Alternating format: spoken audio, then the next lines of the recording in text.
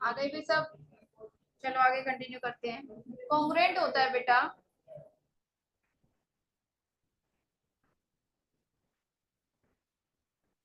जब एक चीज दूसरी चीज को पूरी तरीके से ढक ले तो वो होता है कॉन्ग्रुएंट। ठीक है, यानी उसकी लेंथ ब्रेड्थ एंगल वगैरह सब कुछ इक्वल होता है। लेकिन सिमिलर होता है,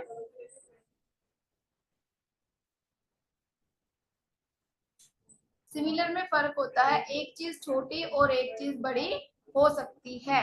ठीक है, उनकी रेशियो सेम होती है, उनकी साइड्स की क्या सेम होती है, रेशियो सेम होती है, लेकिन एक फिगर छोटी और दूसरी फिगर बड़ी हो सकती है। ये होता है कॉन्ग्रुएंट और सिमिलर में फर्क। ठीक है, ये एक्सरसाइज जो 6.1 है इसमें जो फिल इन द ब्लैंक्स है ये आप खुद करोगे। इसके बाद आगे चलते हैं, ट्रायंगल्स के बारे में तो मैंने बताई थी आपको। आपके इसमें जो थ्योरम है बेटा, पूरी थ्योरम करने की जरूरत नहीं है, क्योंकि पूरी एक्सप्लेनेशन नहीं आएगी कि वो आपसे एक्सप्लेनेशन पूछेगा, बिल्कुल भी नहीं। एमसीक्यू टाइप में आएंगे क्वेश्चंस, पूरी एक्सप्लेनेशन देने की जरूरत नहीं है। आप सिर्फ अपनी थ्योरम को समझो, थ्योरम कहती क्या है, उससे रिलेटेड क्वेश्चन पुट कर सकता है बस। थ्योरम ये कहती है कि अगर कोई ट्रायंगल ए बी सी, अगर यहाँ पे हम एक साइड ट्राइंगल की एक साइड के पैरेलल कोई साइड ड्रॉ करते हैं, बीसी के पैरेलल हमने ड्रॉ कर दी डीई। ठीक है, जो उसकी अदर साइड्स को कहीं ना कहीं काटती है। तो अगर इसके पैरेलल हमने ड्रॉ करी है तो ये लाइन जो है ना बाकी के दोनों साइड्स को क्या करेगी, सेम रेशियो में डिवाइड करेगी। यानी कि एडी और बीडी, एडी अपॉन बीडी किसके इक्वल होंगे, एई अपॉन ईसी के। एडी बाय बीडी किसके इक्वल होंगे, एई अपॉन ईसी के। ये है आपकी बेटा थ्योरम। और दूसरी थ्योरम है एक और बिल्कुल सेम, इसकी ऑपोजिट। इसकी ऑपोजिट ये कहती है कि अगर किसी लाइन कोई लाइन ट्राइंगल की दो लाइनों को सेम रेशियो में अगर डिवाइड कर रही है, यानी कि AD upon BD equals to AE upon EC है, तो वो लाइन थर्ड लाइन के क्या होगी, पैरेलल होगी। अगर ये ठीक है तो DE पैरेलल होगी BC के, और अगर पैरेलल है तो इनका क्या होगा, रेशियो इनकी सेम होगी। ये दोनों ऑपोजिट थ्योरम्स है, एक ही तरह की एक ही बात है इन दोनों में, लेकिन थोड़ा सा हटके कही गई है कि अगर पैरेलल होंगी तो रेशियो सेम होगा, और रेशियो इक्वल है तो ये लाइंस पैरेलल होंगी। क्लियर है, आगे चलते हैं अब।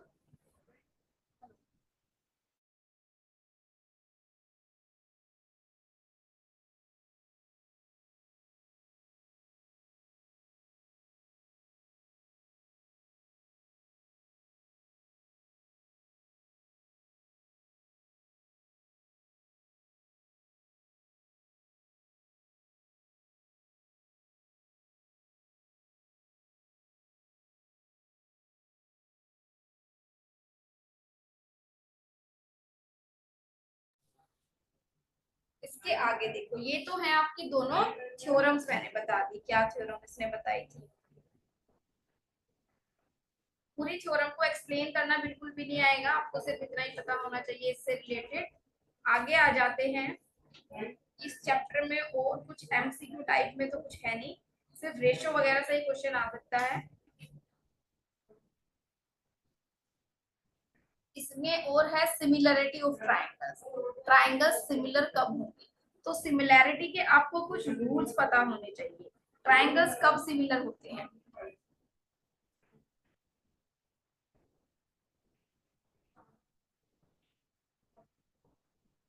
Similarity criteria. ठीक है, सिमिलैरिटी के लिए क्या क्या क्राइटेरिया होता है बेटा, पहला तो होता है ए ए। क्या होता है, ए ए, यानी दो ट्राइंगल्स की दो एंगल्स अगर इक्वल हैं सेम है तो वो ट्राइंगल क्या होंगे, सिमिलर होंगे।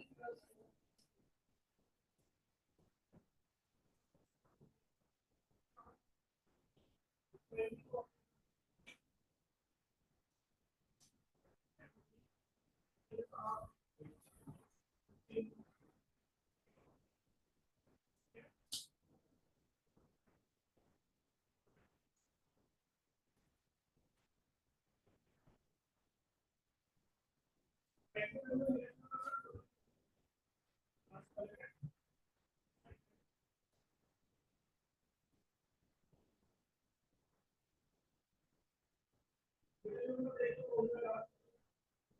क्राइटेरिया होता है बेटा ए, इसको डबल ए भी लिख सकते हैं, ट्रिपल ए भी लिख सकते हैं, बात एक ही है। अगर दो एंगल सेम हो गए तो ऑब्वियसली तीसरा एंगल भी सेम ही होगा।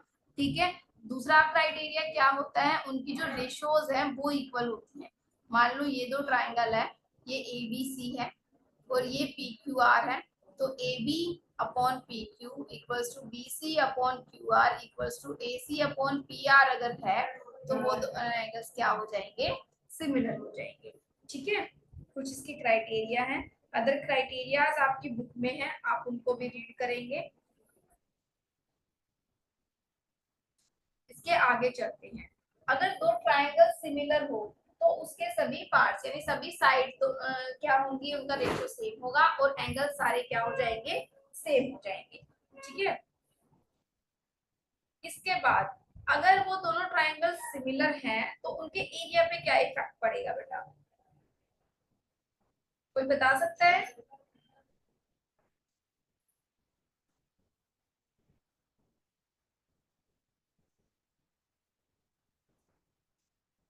बेटा जो रेशियो उनकी साइड्स की थी, ठीक है, उस रेशियो के स्क्वायर में उनकी रेशियो होगी उनके एरिया की। ठीक है।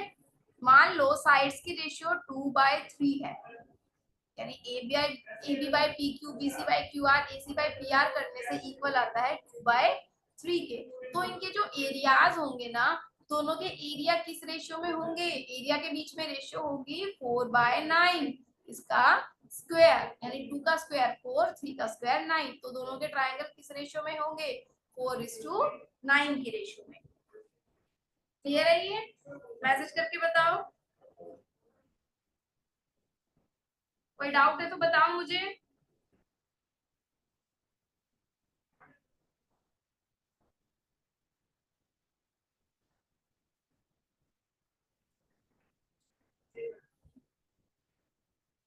री एक्सप्लेन कर दूं, देख लो बेटा क्या कहा है, मैंने कहा है अगर कोई दो ट्राइंगल सिमिलर है, सिमिलर है इसका मतलब उनकी कोरस्पॉन्डिंग साइड्स की रेशियो सेम है। ठीक है। अब उनके साइड्स की रेशियो अगर सेम है तो उनके एरिया के बीच में क्या रेशियो होगी, उनकी साइड के रेशियो के स्क्वायर के इक्वल होगी।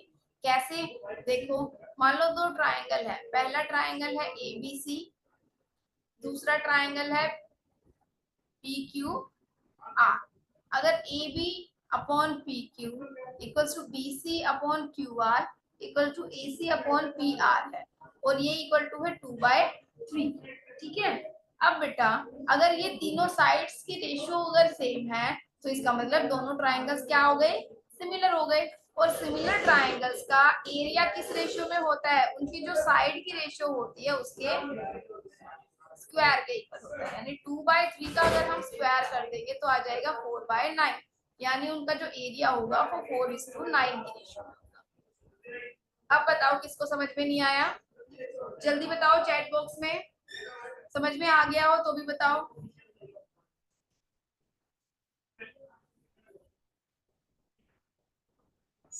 ओके बेटा, आगे चलते हैं। आप ये था आपका 6 चैप्टर, आगे चलते हैं 7 चैप्टर पे। चैप्टर 7 का नाम है कोऑर्डिनेट ज्योमेट्री। कोऑर्डिनेट ज्योमेट्री बहुत इजी चैप्टर है, ज्यादा डिफिकल्ट नहीं है। इसके बारे में आपको कुछ चीजें पता होनी चाहिए। देखो कैसे, पहली बात तो कोऑर्डिनेट्स, कोऑर्डिनेट्स हम लिखते कैसे हैं, कोऑर्डिनेट्स हम कुछ इस तरीके से लिखते हैं। पहला कोऑर्डिनेट होता है इसके अंदर x का और दूसरा कोऑर्डिनेट होता है y का। ये इनकी जगह फिक्स है, इनको हम चेंज नहीं कर सकते कि पहले y का लिख दे बाद में x का लिख दे, नहीं। आपको सीधा कोऑर्डिनेट ऐसे मिलेंगे, 2 3 मिल गया, -5 -3 मिल गया, -9 और 7 मिल गया। तो इनमें फिक्स है बेटा, पहले वाला जो है वो x का है, दूसरे वाला y का, पहले वाला x का दूसरे वाला y का, पहले वाला x का और दूसरे वाला y का। अगर मिला है 0 9, इसका मतलब है x का 0 y का 9। अगर कोई भी कोऑर्डिनेट x एक्सिस के ऊपर होगा तो उसमें y का कोऑर्डिनेट 0 होगा, वाई एक्सिस के ऊपर होगा तो उसमें एक्स का कोऑर्डिनेट शो होगा। तो देखो कैसे, कुछ इस तरीके से बनता है हमारा ग्राफ। ये बीच में होता है ओरिजिन, जिसके कोऑर्डिनेट होते हैं 0 0। ठीक है, इसको ओ से भी डिनोट करते हैं। ये हो गया एक्स, एक्स डैश, वाई और वाई डैश। ये हॉरिजॉन्टल लाइन जो होती है पूरी होती है एक्स एक्सिस, वर्टिकल लाइन को बोलते हैं वाई एक्सिस। ठीक है, ये होता है हमारा फर्स्ट क्वाड्रेंट, ये सेकंड क्वाड्रेंट, ये थर्ड क्वाड्रेंट और ये फोर्थ क्वाड्रेंट। ठीक है, अब देखो ये यहाँ पे इस तरीके से लिखे होते हैं, इधर सारे माइनस में होते हैं, ऊपर की साइड सारे प्लस में होंगे, नीचे की साइड सारे माइनस में होंगे। ठीक है, तो पहले वाले में क्या होगा, इसमें x भी प्लस का हो, x भी पॉजिटिव होगा और y भी पॉजिटिव होगा। अब दूसरे वाले में देखो x क्या है, x नेगेटिव है और y क्या है, y है पॉजिटिव। तीसरे वाले में x भी नेगेटिव, y भी नेगेटिव। चौथे वाले में x पॉजिटिव और y नेगेटिव। इस तरीके से आता है। अगर कहीं एक्सिस के ऊपर है, x एक्सिस के ऊपर है तो y का 0 हो जाएगा, y एक्सिस के ऊपर है तो x का 0 हो जाएगा। ठीक है, इतना क्लियर है सबको?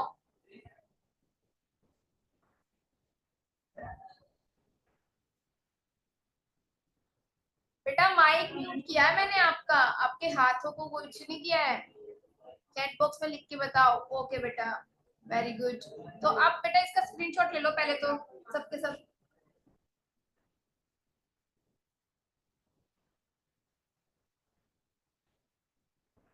ओके, एक और बात बेटा, एक्स एक्सिस और वाई एक्सिस के लिए आपके सामने और भी नाम आ सकते हैं, जैसे वो यूज कर सकता है एक्स एक्सिस और वाई एक्सिस की जगह एब्सिस्सा और कोऑर्डिनेट। तो जो एक्स एक्सिस होती है उसको और क्या बोलते हैं, उसको बोलते हैं एब्सिस्सा, और वाई एक्सिस को क्या बोलते हैं, कोऑर्डिनेट। ठीक है, एब्सिस्सा और कोऑर्डिनेट, कंफ्यूज मत होना अगर ये वर्ड्स आ जाए तो। ये इन्हीं का दूसरा नाम है, जैसे आपके दो दो नाम होते हैं, घर का अलग, बाहर का अलग, दोस्तों का अलग। ठीक है, तो एक्स एक्सिस को एक्स एक्सिस भी बोलते हैं, एब्सिस्सा भी बोलते हैं, वाई एक्सिस को वाई एक्सिस भी बोलते हैं, कोऑर्डिनेट भी बोलते हैं। जल्दी से स्क्रीनशॉट ले लो फिर आगे चलते हैं।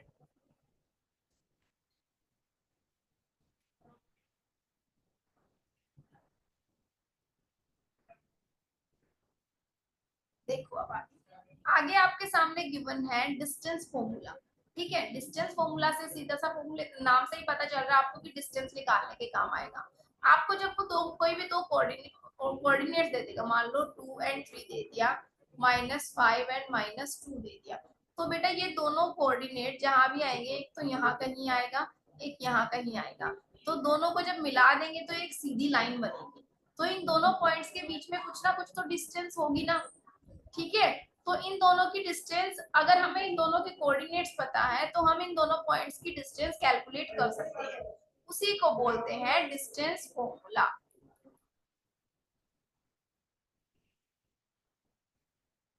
अब देखो डिस्टेंस फॉर्मूला में कैसे होता है, दो कोऑर्डिनेट हमें पता होंगे, तो पहले के नाम x1, दूसरे का इसका y1, और फिर x2 एंड y2। इनको हम चेंज भी कर सकते हैं, इनका x1 y1 और इनका x2 y2 भी रख सकते हैं, कोई दिक्कत की बात नहीं होगी, आंसर सेम आएगा। ठीक है, अब डिस्टेंस फॉर्मूला होता क्या है, डिस्टेंस फॉर्मूला होता है under the root x2 minus x1 का whole square plus y2 minus y1 का होल स्क्वायर। ये होता है आपका डिस्टेंस फॉर्मूला। इसका यूज करके बता रही हूँ, पहले तो इसका ले लो स्क्रीनशॉट जल्दी से।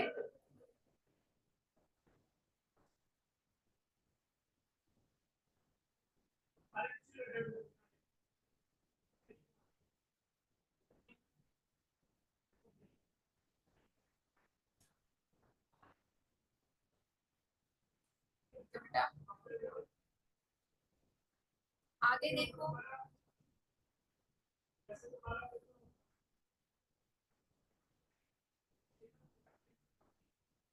मान लो तुम्हें कोऑर्डिनेट दे रखे हैं, एक एक कोऑर्डिनेट दे रखे हैं 3 और 2। ठीक कोऑर्डिनेट्स दे रखे हैं -2 एंड -3, इन दोनों की डिस्टेंस निकालनी है, ए बी निकालनी है, तो निकालो। ए बी जब निकालोगे x1 y1 x2 y2, दोनों को अलग अलग भी मान सकते हो, कोई दिक्कत नहीं है। बस क्या नहीं करना है, कभी ऐसा करो x1 x2 y1 y2, नहीं, इधर x है, दूसरा x दूसरी तरफ जाएगा, ठीक है। कभी y के कोऑर्डिनेट को भी x2 मान लो तुम, अंडर रूट के अंदर x2 कितना -2 में से माइनस करेंगे x1 की वैल्यू को स्क्वायर कर देंगे, प्लस -3 -2 और स्क्वायर कितना आ जाएगा,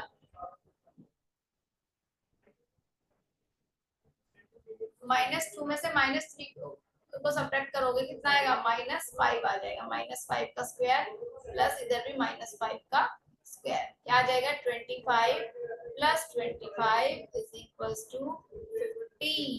50 को कैसे लिख सकते हो,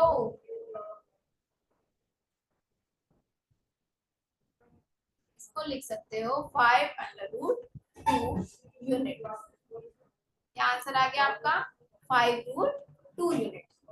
क्लियर है सबको, समझ में नहीं आया हो तो बताओ मुझे।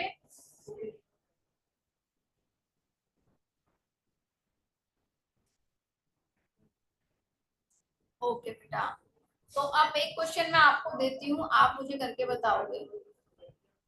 कोऑर्डिनेट्स दे रही हूँ मैं, ठीक है, कोऑर्डिनेट्स दे दूंगी और उनके नाम दे दूंगी, उसके बाद तुम सोल्व करके उनकी डिस्टेंस बताओगे। ए के कोऑर्डिनेट्स हैं 1 एंड 7, बी के कोऑर्डिनेट्स है 4 एंड 2, सी के कोऑर्डिनेट्स है -1 -1, डी के कोऑर्डिनेट्स है -4 एंड 4। आपको क्या फाइंड करना है, A B, B C, C D, A D, A C and B D, ये सारे फाइंड करने हैं, करो जल्दी से।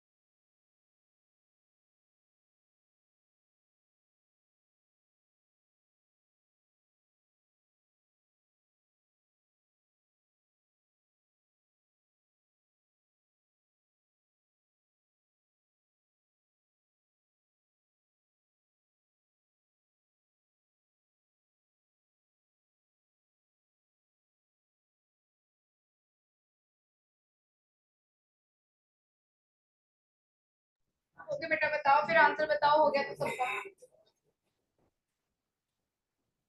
ए भी बताओ कितना आया, चैट बॉक्स में टाइप कर दो जल्दी से आंसर सभी।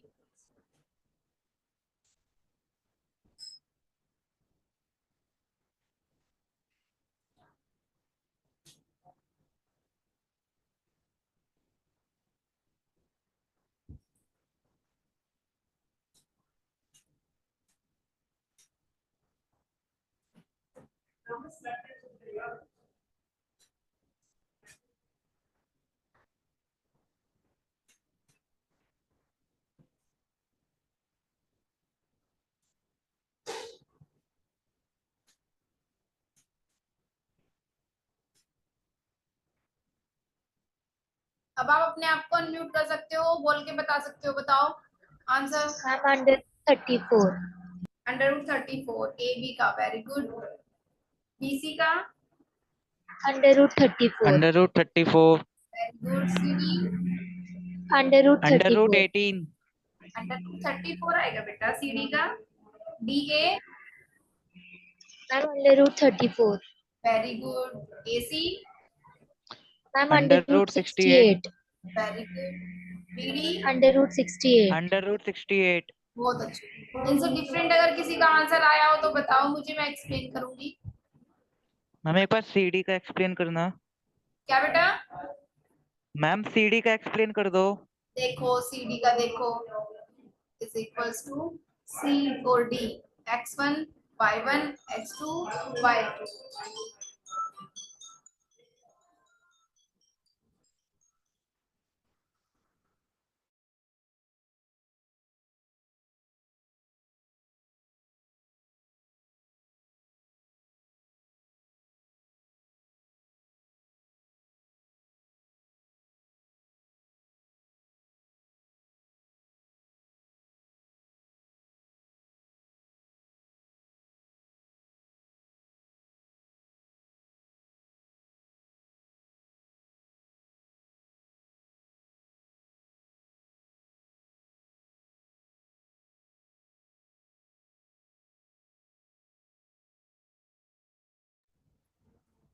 देखो सी डी का कैसे करोगे, x2 माइनस x1 यानी -4 -1,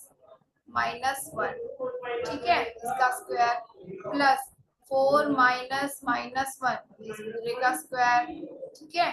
अब देखो -4 माइनस माइनस प्लस हो जाएगा 1, इस पूरे का square plus 4 minus minus plus हो जाएगा 1, इसका स्क्वायर, ये आ जाएगा -4 + 1 तो -3 का स्क्वायर प्लस ये 5 का स्क्वायर, क्या आ जाएगा, -3 का स्क्वायर 9, 5 का स्क्वायर 25, कितना आ जाएगा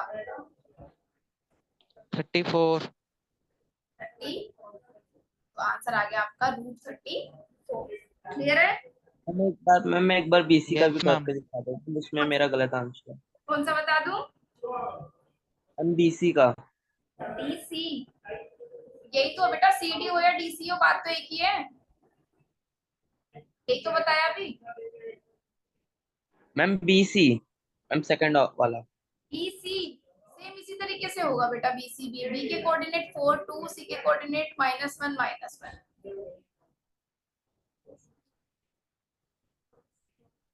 देखो under the root 4 minus minus plus हो जाएगा 1 square plus 2 minus minus plus हो जाएगा 1 स्क्वायर, ये आ जाएगा 5 का स्क्वायर, इधर आ जाएगा 3 का स्क्वायर, यानी 25 + 9 = √34। आंसर कर लोगे डिस्टेंस फॉर्मूले को अप्लाई? Yes, ma'am. ओके। अब आगे आता है इस चैप्टर में आपके सामने सेक्शन फॉर्मूला। कौन सा आता है? Section formula.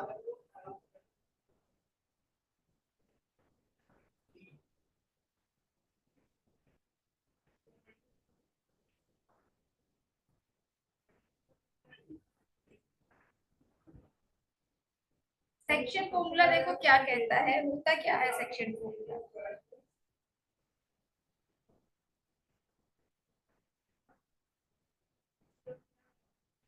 बेटा मान लो आपके सामने दो पॉइंट्स हैं, एक ए और दूसरा बी, इसके कोऑर्डिनेट्स हैं, पहले का x1 y1 दूसरे कोऑर्डिनेट्स है x2 एंड y2, ठीक है, x1 y1 x2 and y2। अब इसके बाद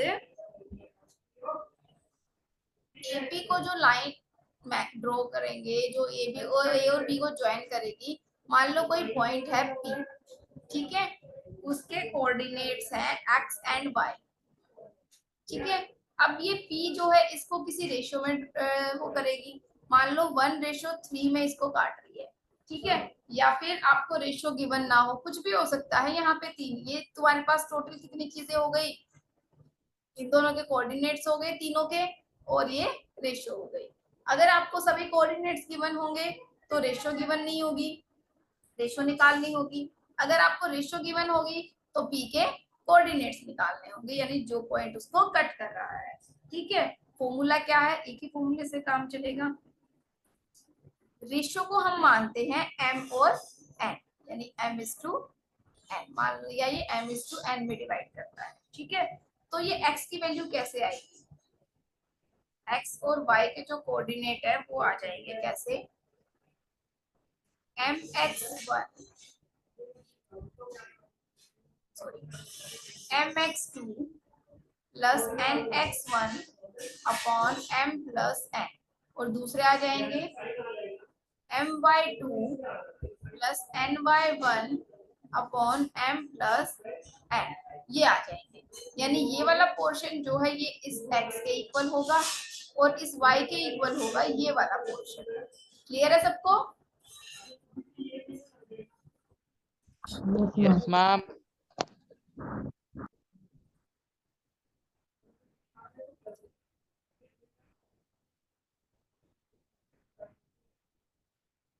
चलो फिर इसका स्क्रीनशॉट ले लो जल्दी से।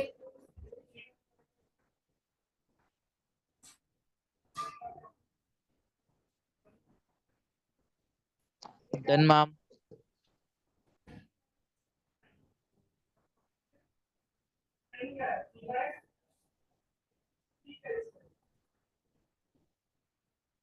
अब एक क्वेश्चन दे रही हूँ मैं आपको, आप क्वेश्चन सोल्व करोगे। क्वेश्चन है,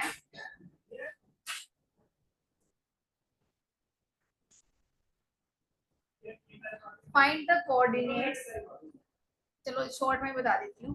पॉइंट के कोऑर्डिनेट बताने हैं। अगर ए के कोऑर्डिनेट है 4-3, बी के कोऑर्डिनेट है 8 एंड 5, ठीक है, तो इसको कट करने वाली रेशियो है वो है 3:1।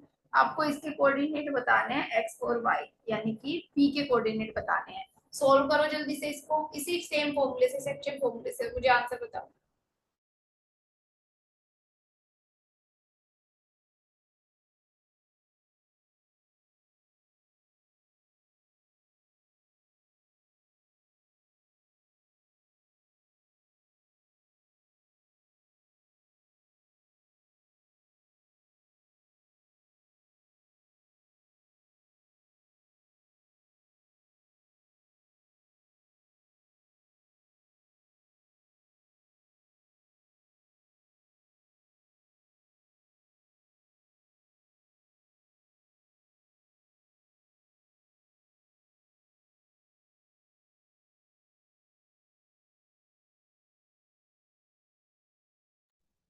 Seven comma three. मैम 7,3। बेटा 7,3 ऐसे नहीं बोलते, इसको बोलते हैं 7,3 बस, बोलते हैं 7,3।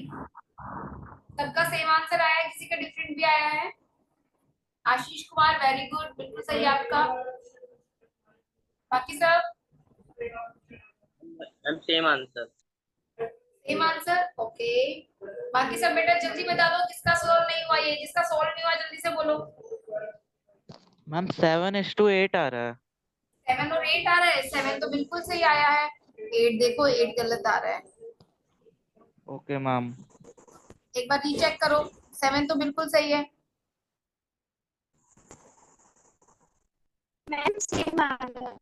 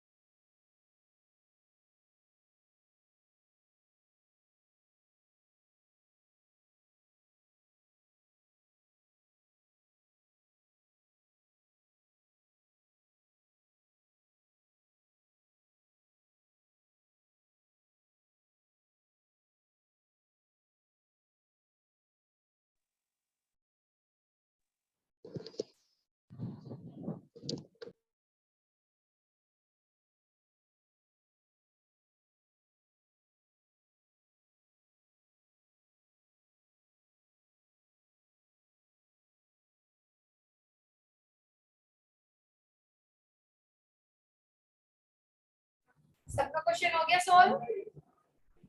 Yes ma'am. Okay, next question दे रही हूँ। यहाँ आपको रेशो गिवन थी, कोऑर्डिनेट्स निकालने थे। अब मैं देती हूँ कोऑर्डिनेट्स गिवन होंगे और आपको रेशो निकालनी होगी, ठीक है। ए के कोऑर्डिनेट्स है -6 10, बी के कोऑर्डिनेट्स है 3 -8, बी के कोऑर्डिनेट्स है -4 6। आपको निकालनी है रेशो। सेम फॉर्मूला अप्लाई होगा, ठीक है। और रेशो निकाल के बताओ मुझे। देखो थोड़े से हिंट दे देती हूँ। -4 और 6 किसके इक्वल होंगे? रेशो को मान लो m रेशो n। तो m x2 क्या हो जाएगा? 3 प्लस सॉरी माइनस n के साथ क्या आ जाएगा? x1 यानी -6 अपॉन m प्लस n, ठीक है। एक तो इसका ये मेथड है। दूसरा हो जाएगा y2 के साथ मल्टीप्लाई करोगे m को, माइनस इसके साथ करोगे 10 के साथ n को अपॉन m प्लस n, ठीक है। इस वाले पोर्शन को रखोगे इक्वल -4 के, इस वाले पोर्शन को इक्वल रखोगे 6 के। वहां से आपके सामने दो इक्वेशन आ जाएंगी, उनको सोल्व करोगे और वहां से आपको m और n का एक वैल्यू आ जाएगी, m/n वैल्यू आ जाएगी, वो आप आ जाएगी, ठीक है। लेकिन एक दूसरा मेथड है इससे शॉर्ट। आपको इससे नहीं करना है, आपको किससे करना है? इसकी रेशियो को m रेशियो n मानने की बजाय इसको क्या मान लोगे आप? k रेशियो 1 मान लो, ठीक है। k रेशियो 1 मान लो। तो जब k रेशियो 1 मानोगे ना बेटा, तो m और n की बजाय क्या यूज करोगे आप? k और 1 की वैल्यू। तो -4 और 6 किसके इक्वल होगा? 3k माइनस जब 1 को मल्टीप्लाई करोगे तो प्लस का 6 आ जाएगा अपॉन k प्लस 1, ठीक है। दूसरा आ जाएगा -8 मैम थोड़ा ऊपर कर दो। दूसरा आ जाएगा -8k plus 10 upon k plus 1, ठीक है। अब इस पहले वाले को या दूसरे वाले को किसी एक को उठाओ, दोनों को उठाने की जरूरत नहीं है। पहले वाले को उठा रहे हो तो -4 के इक्वल रख दो, दूसरे वाले को उठा रहे हो तो 6 के इक्वल रख दो और k की वैल्यू आ जाएगी। वहां से k की वैल्यू जो भी आएगी वो रेशियो हो जाएगी। करो इसको सोल्व जल्दी से। मैम 2:7।